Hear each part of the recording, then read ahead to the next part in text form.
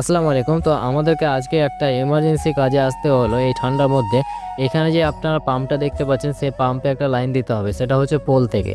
তো এখানে আসার পর আমরা দেখলাম যে একটা মিটার লাগানোই আছে। তো আমরা যেহেতু লাগানো আছে, তো আমরা তারটাকে লাগিয়ে দেওয়ার পর আমি পোলে উঠে গেলাম। তো পোলে উঠে যাওয়ার পর এখানে দেখি যে লাইটের অনেকটা অসুবিধা হচ্ছে।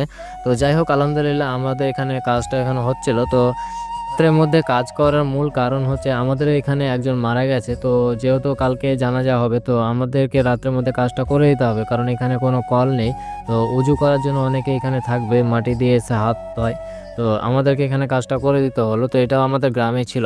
তো আলহামদুলিল্লাহ আমাদের উপরে কাজটা হওয়ার পর আমি এখানে নিচে এসে দেখি যে টুলু পাম্পের সাইড দিয়ে, পাম্পের সাইড দিয়ে আপনার একটা যে পাইপটা যাচ্ছে, মেন পাইপ, সেই মেন পাইপ একটু চিরল ধরে। তো সেখানে চিরল ধরার কারণে আমি ভাবছিলাম যে জল হয়তো অনেকটা বেরোবে, কিন্তু আলহামদুলিল্লাহ আমাদের এখানে জল ভালোই পড়ছিল। তো আমাদের কাজটা এখানে করে দিয়ে আমাদের কোনো